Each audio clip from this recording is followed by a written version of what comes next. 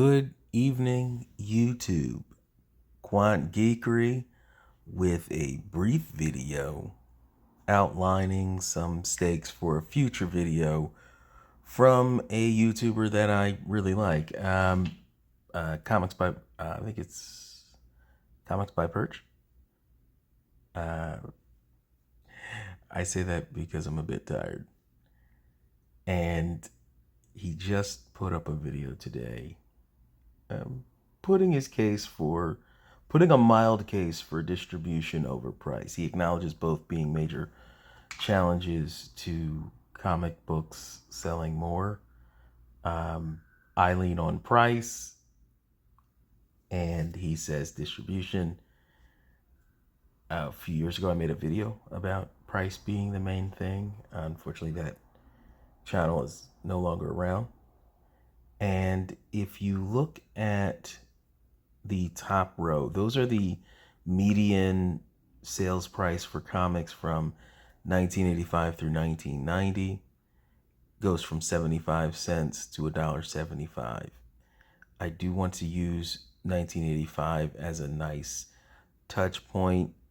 And if you'll look, so top row, all comics, Marvel. So the next row is Marvel.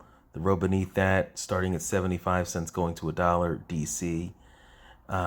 For those thinking like DC is somehow the bad guy here, even though DC had a much smaller market share than Marvel, they also had higher page rates. So you have to pay people with something.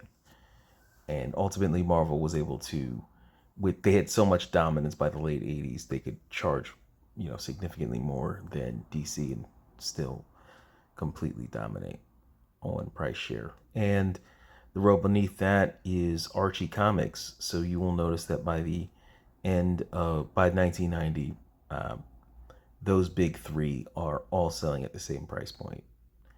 And yet the median price is $1.75. The reason for that is basically the indie comics boom of the late 80s.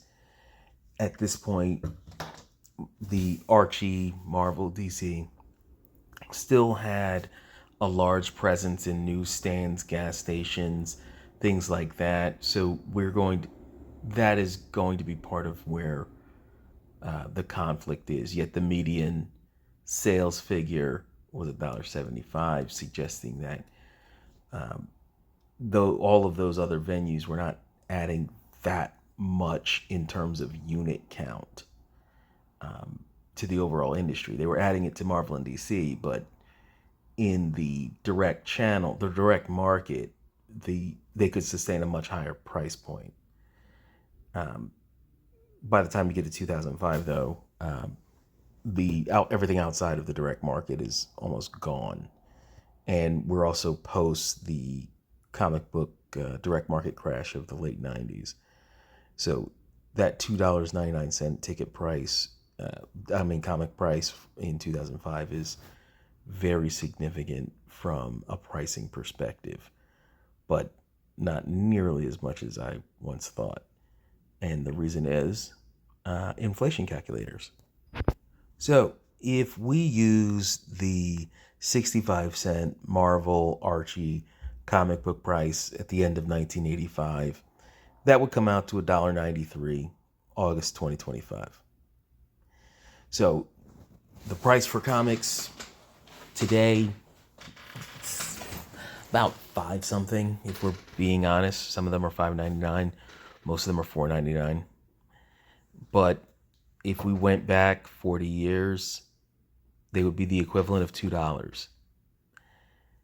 If you want to make the argument that distribution is more important than price, you have just the visual evidence of how many more comics would people be able to buy if they were $2 versus if they are, as they are right now, they're $5 something. I mean,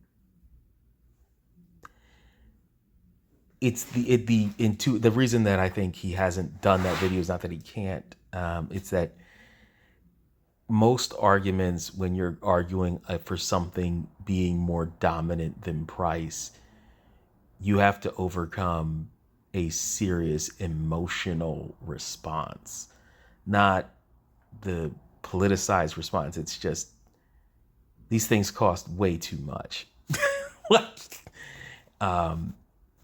And my arguments have not been that convincing to myself because there's I mean, 40 years ago, the price of comics would be less than half what they are now. At the same time, if we just go to 1990, when the average price went from, say, 75 cents all the way to $1.75 by 1990, and most of the work is done, that our price for comics, even though the dollar amount, well, it more than doubled, the price for comics in real dollar terms doubled too. By the time we get to 2005, when the price is $2.99, the current price would only be $4.90. So we're basically almost where we are today. So from the mid 2000s on, the price looks like it's in line with inflation. But if you just plot it out there, there was a chart where you could just look and see where the price for comics in the long run versus income, and they track with average income, at least as far as the era of Diamond Comics having regular monthly numbers. And yeah,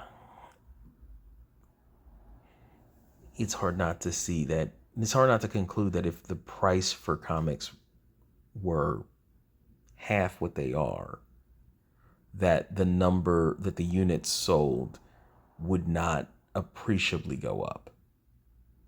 You just have people with, double the allotment for that or something else. The question is, are they going to buy more? If someone's coming into a comic shop, are they just going to buy more comics if it's half price?